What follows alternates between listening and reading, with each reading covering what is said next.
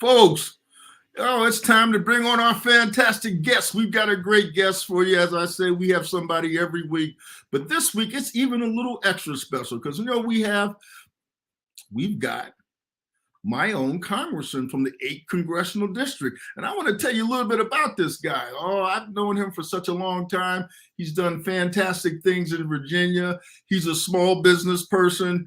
And I'm just going to read a little bit about his bio. Before I do that, I'm going to bring his bio up just so you guys can see who I'm talking about with Congressman Don Beyer. All right, let's bring his bio up. And boom, there it is. Don Beyer, Congressman Don Beyer, is serving the his fourth term. That's 1, 2, 3, 4. Count them, folks. As a representative from Virginia's 8th Congressional District. I tell you, get anything on live internet, you'll catch your host screwing up sometime. But he is the U.S. representative from the 8th Congressional District in his fourth term, representing Arlington, Alexandria, Falls Church, parts of Fairfax County, good parts of it, actually. And he also chairs the Joint Economic Committee. He also serves on the House Committee on Ways and Means. He also sits on the House Committee for Science, Space, Technology, and where he chairs that actual Space Subcommittee. He is also a member of the Democrat Coalition for Climate Change Task Force and the Congressional Progressive Caucus. I don't know how this congressman gets it all done, but he's out there getting it done on our behalf. But more importantly, he's listening to us. He's listening to small businesses, and he wants to hear about what you have to say. Also, he's up for re-election this November, so get out there and support the congressman as well. Let me give you a little more information about him on the business side. Don also spent 4 decades helping build his family automobile dealership business in Northern Virginia. And that's 40 years, 4 decades, multiple dealerships in Northern Virginia. And that's a pretty significant task as a small business person. And also, let's give you a little personal information. Don is a graduate of Williams College and of Gonzaga College High School in Washington, D.C.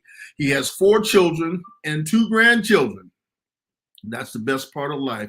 And a beautiful partner, his wife, Megan. And they live in Alexandria, Virginia. So, folks, without further ado, I want to go ahead and bring into our stream live. Folks, let's hear it for Congressman Don Beyer. How you doing, Congressman? I wish your enthusiasm was shared by all, Mark. This is great. Folks said I would never get you on, and I said, no, Don Beyer talks to everybody. And if you're the Virginia Democratic Small Business Caucus, he'll talk to us too, just like everyone else. Congressman Beyer, it's a pleasure seeing you. It really is. Thank you, Mr. Kennedy. And it's fun to be on to talk about small business, something that I have great affection for. Well, it's my favorite subject.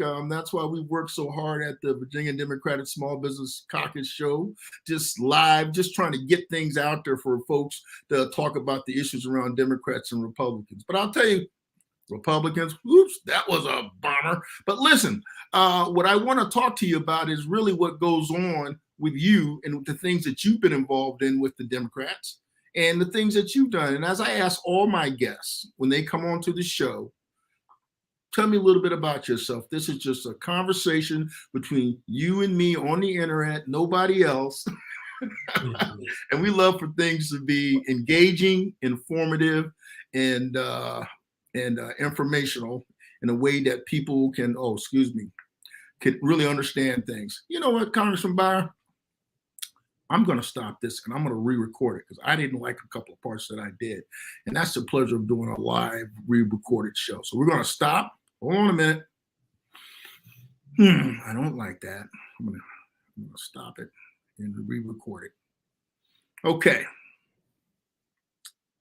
I'm going to take you out of the frame and I'm going to bring you back in. All right. Sounds great. Sounds great. We do it one time. We've got time for it. I'm going to move you out. Okay.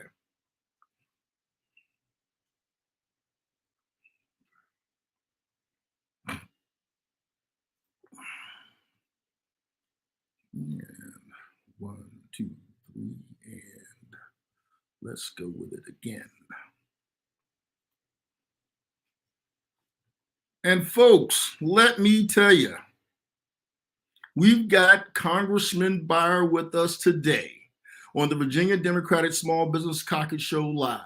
Let me tell you a little bit about what he's done. Congressman Beyer is serving his fourth term as a U.S. Congressman from the Virginia 8th Congressional District, which covers Arlington, Alexandria, Falls Church, and parts of Fairfax County. Don also chairs the Joint Economic Committee and serves on the essential House Committee, Ways and Means. He also sits on the House Committee for the Science, Space, and Technology, where he chairs the Space Subcommittee.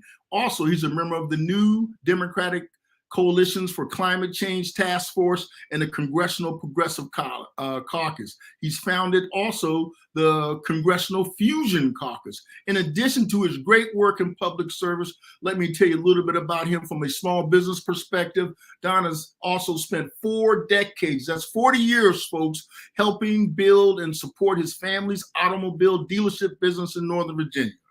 Don is also a graduate of Williams College and Gonzaga College High School out of Washington, D.C., and he has 4 children and 2 grandchildren, and his wife, beautiful partner, his wife, Megan, and they live in Alexandria, Virginia. So, folks, without further ado, I want to bring to you Congressman Don Beyer. How you doing, Congressman? Glad to great. On the I'm great, Mark. Small business. Thanks so much for the invitation. Beautiful, beautiful. Congressman, tell us a little bit about your background. I know you got an election this year. You're still doing a lot of other fantastic things. I'm just going to allow us to jump right into it, and I'm turning the mic over to you. What do you want to tell us about, sir? Well, Mark, I thought what might be interesting is just to talk about small business some. I know it's the Small Business Caucus that you lead, and you know, I never thought about being a businessman.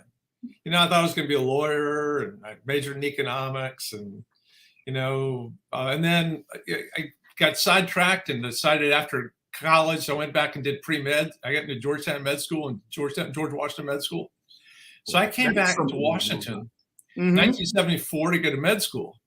And my dad, who had been a career Army officer, you know, West Point and all that, was a car fanatic. He raced cars at Daytona and sports car tracks all over the place. So he really wanted to get into something that had to do with cars. So he and my mother had bought this tiny little failing Volvo dealership in Falls Church. I was right at the height of the first oil pandemic or whatever it was called, you know, the oil embargo, 1974. And so he'd been open for a couple of months. He had like 12 employees. And he called me up and he wanted me to drive the parts truck because he said that was the only skill I had after 5 years of college. And I said, no, I'm going to go be an intern at NIH or something. And my mother called me the next day and said, you know, your father's really disappointed. He really wants you to come drive a parts truck. So I was like, what the hell? Just for the summer. And I went over there and ended up being just the best possible thing. I was driving the parts truck during the day. I was putting away parts, learning the inventory system.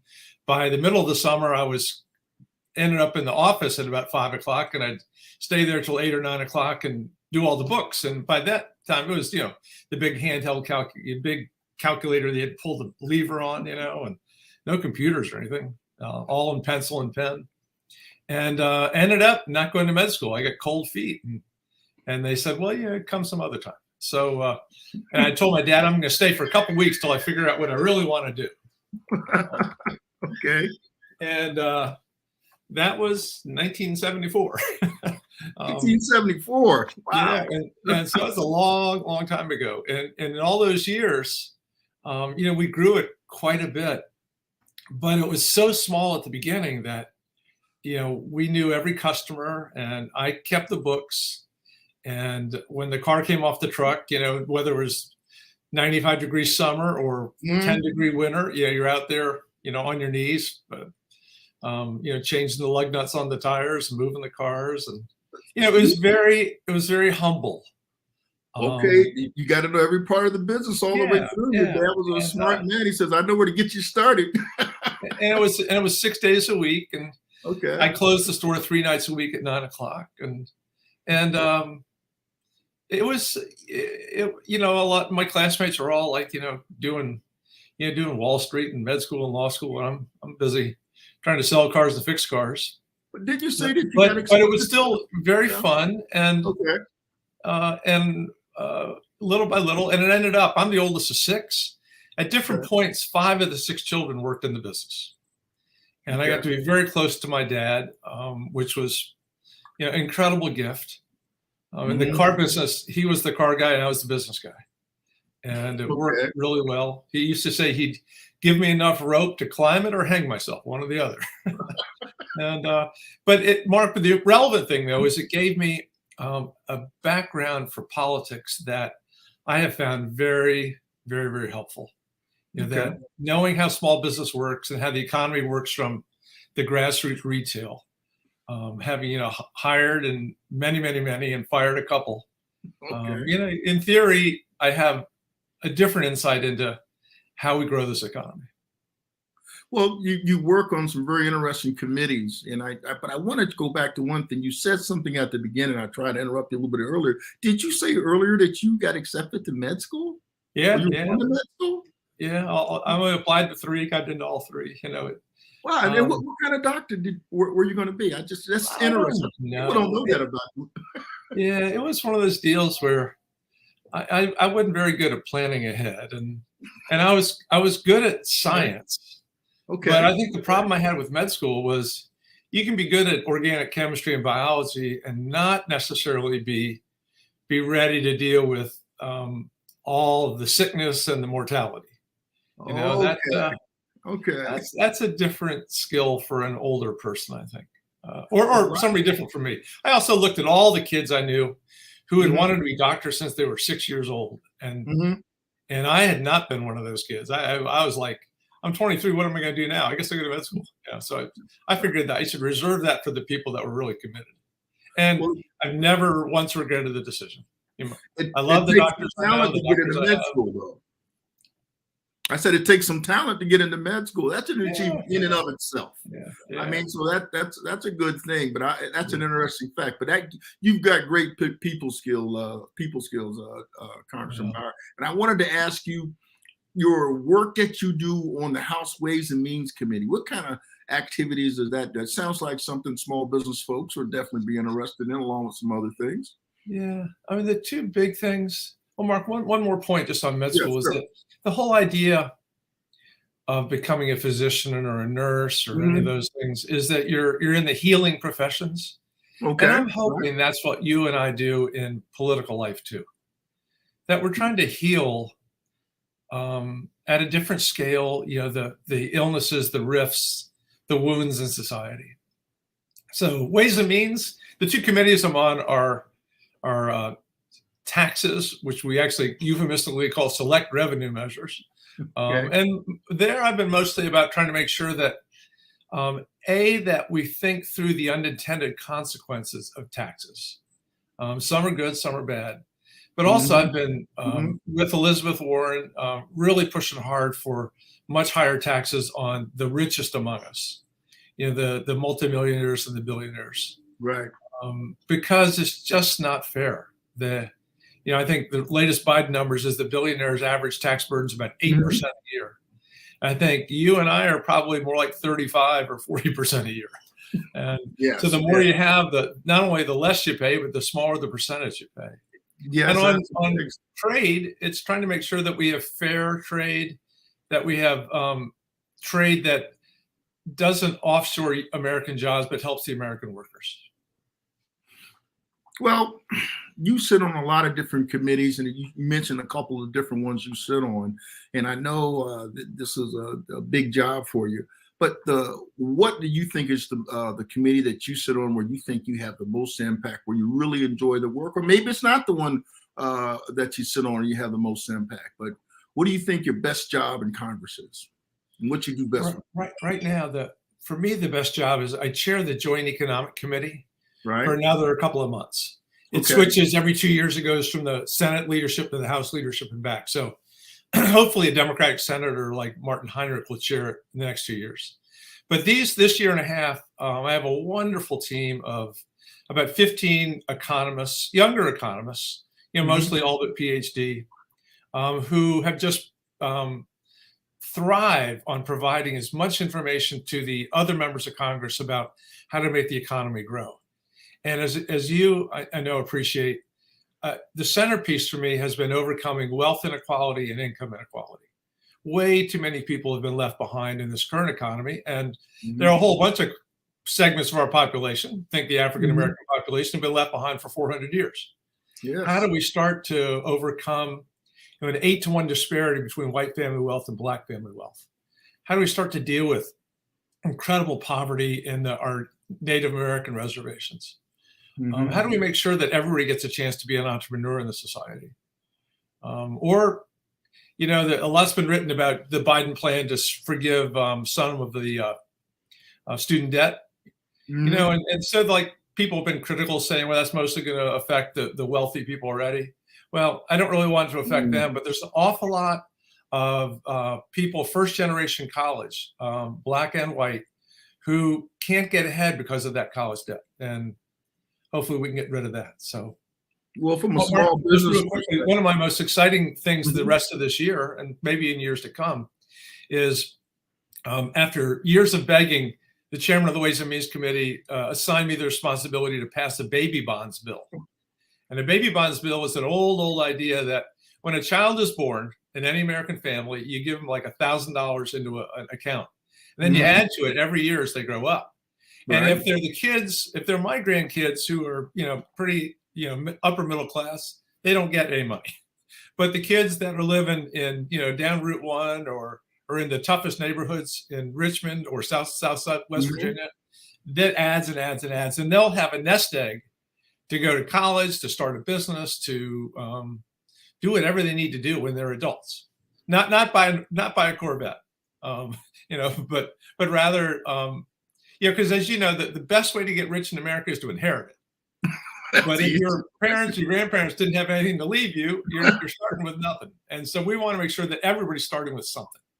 Well, I think that's a great idea, Congressman. So one of the ways, why are you getting pushback on that? It seems like that's an investment in human capital. It's an investment in things we need for the future. Maybe we need to get out there and give you some support on that and see if we can get that passed and take care of that college loan debt, because there's a lot of people across the board that prevents them from starting small businesses. They can't have that kind of debt or buying a home. Absolutely. When significant part of your paycheck is to go back, pay off that college debt. Yeah. So I think the only pushback really is coming from my Republican friends who hate spending money. That's the biggest difference between the parties right now is Democrats want to invest in people that'll have a long-term payoff, that'll be much more productive members of society, healthier, live longer, have better families. And Republicans just as soon return as much money to the wealthiest taxpayers as possible. So the rich get richer and the poor get poorer. It kind of keeps them where they want to be and keeps the status quo. And if the country is going to move forward, we have to get out there and really invest in all of the people in America and seeing everybody rise. The sort of ideas that you talk about.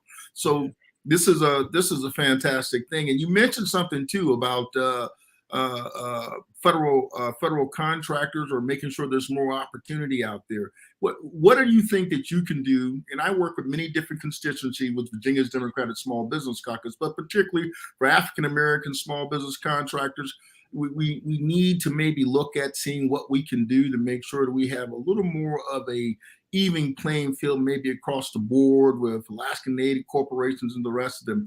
Is that something that, I've talked to you about that before. I know you said that's something you might have an interest in supporting some new legislation around that point. Mark, that's a really important insight, especially living where we live. Maybe if we were in Leavenworth, Kansas or something, it wouldn't be as big a deal. But the 4 largest defense contractors in America are all headquartered right here in Northern Virginia. And the dilemma has been that in the last generation, instead of 50 or 75 contractors getting the big things, is down to those 4 or 5. As a consequence, the little guys of all races and genders and everything else, they're largely shut out. Or even worse, they're included in the proposal. So they can say, look, we got some minority firms here, we got some women-owned firms here, but then they don't get any of the business. So they become window dressing to help sell a package, but without any real benefit. So what I'm hoping to do, what we're trying to do with Congressman Jerry Connolly and others, is make sure that things like the Defense Authorization Act and not just events, but across the government, Right. are broken up into much smaller packages. Now, the pushback obviously comes from procurement agents, because it's a lot more work when you have to deal with 20 bidders rather than one, Yes. 20 winners rather than one winner, Yeah. and more due diligence to see who can really carry out the work. But it's still, if we believe in small business, who can get the job done faster, better, actually doing the work, that's the way to go. You hammered the head of the nail on this one, because when all the constituents or the various constituencies within the groups that I represent as a small business caucus chair, you've got woman-owned business, veteran-owned business, millennial-owned business, African-American, Latino, across the board, everyone you can think of, and everybody really having a shot at being able to do that on a federal level. And I know it creates more work for our procurement centers, but it also gives an opportunity for all that resources that are out there that we pay in taxes to really kind of trickle down to some of the other smaller companies. I don't really like that term trickle down, but provides opportunities for them. So I like to hear you talk about that. Anything else you want to tell us, Congressman, about the great things you've been doing in Congress? Well, there's a lot of interesting stuff. One of the things we're working on right now, obviously, is after Uvalde and Buffalo. Oh, yeah. Once again, for at least for a couple of weeks, we're paying attention to gun safety measures. And this week, we're going to do the Protect Our Children Act, which does 5 or 6 big things, including banning assault weapons and high-capacity magazines. We've already done universal background checks and closing the Charleston loophole. Lucy McBath, who's a member of Congress from Georgia, will introduce and will pass a national red flag law. But somehow, it's just, will any of them get through the Senate? So my big goal as a small businessman, as a father and grandfather, is to get enough pro-gun safety senators, which probably at this point means Democratic senators, in North Carolina and Pennsylvania, Ohio, Wisconsin, places we can win, so that next year in January, February, March, we can pass all these gun laws and put them on Joe Biden's desk. Well, you're right. The gun control needs to happen. The majority of Americans want to have sensible gun control laws.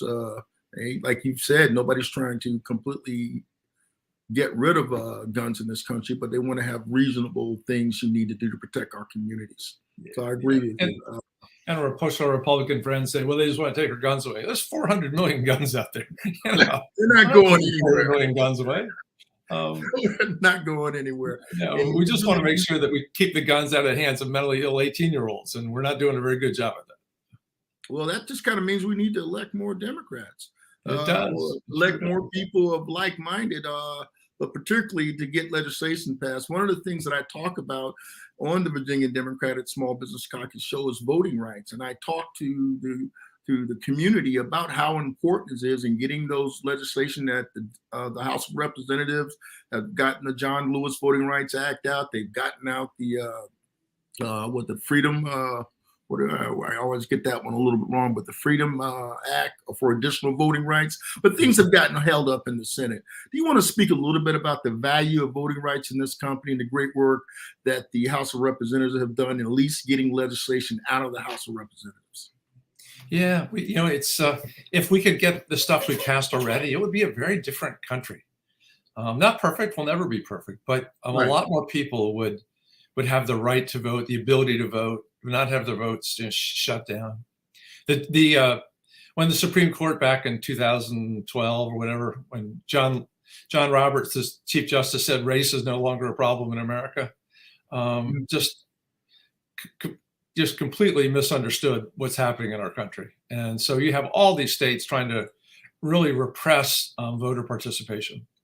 As you know, Mark, we probably both grew up in Virginia, which was under the Byrd rule, Byrd machine, which was based on only white men voting, and 10% voter turnout. When we keep coming back to the fact that if you don't vote, you don't count. So getting people, that also, I believe in the wisdom of crowds. The more people you get, the more likely you are to get to the right answer.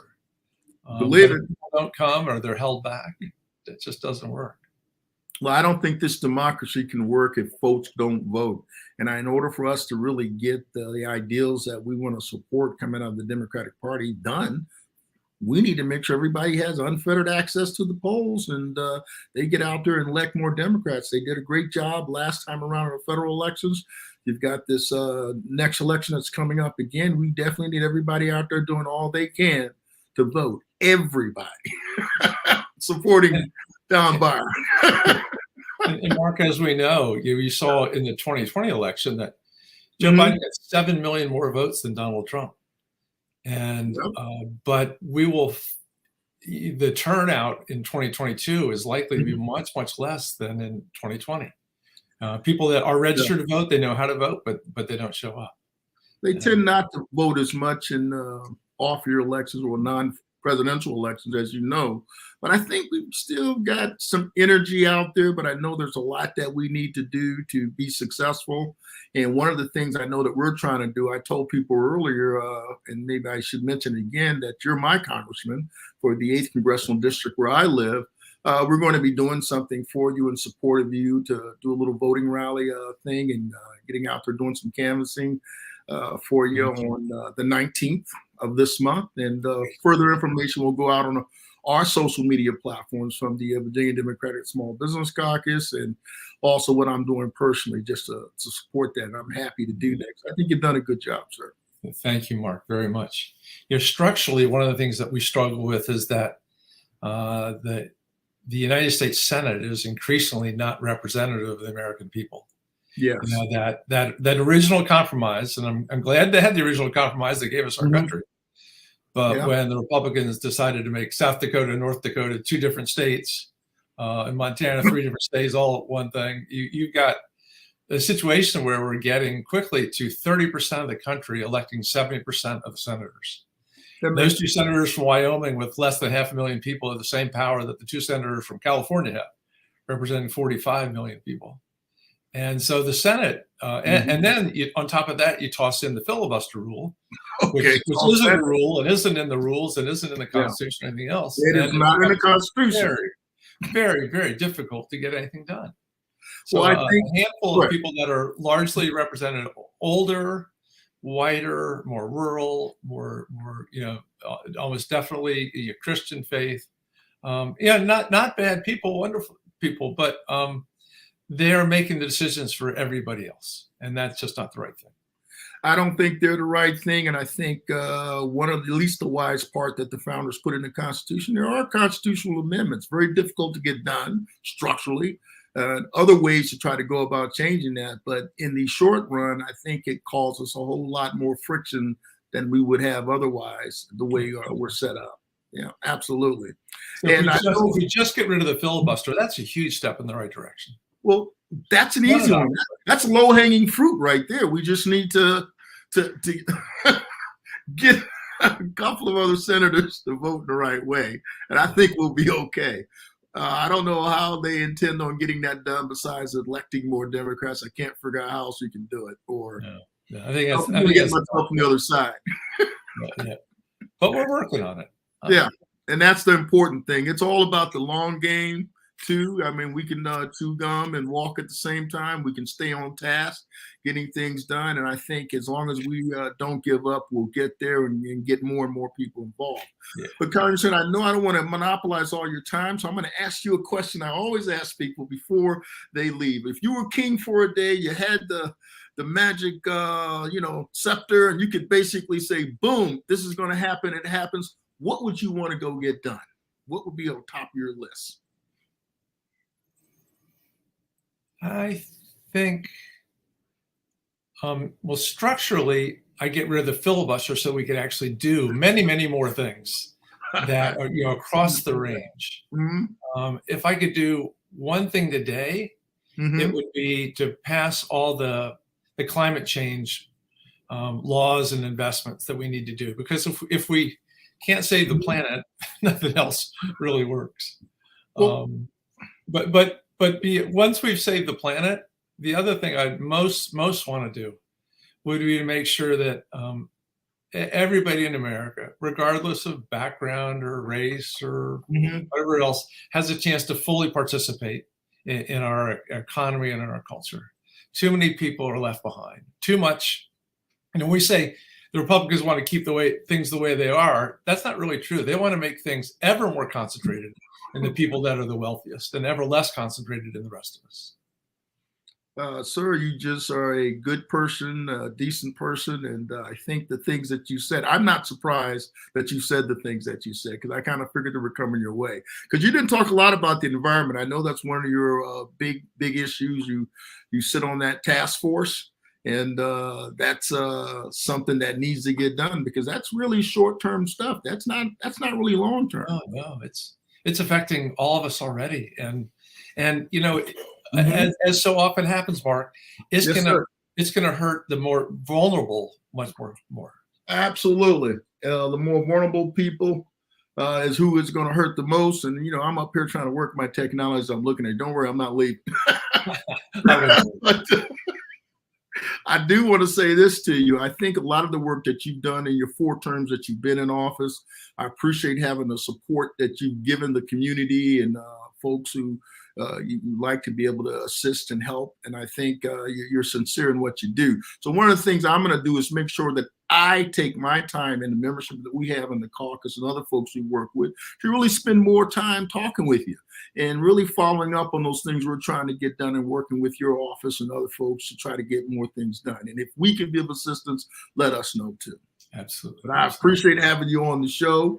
I'm getting ready to let you go, because I know you've got things to do, but always want to take time to say thank you very much.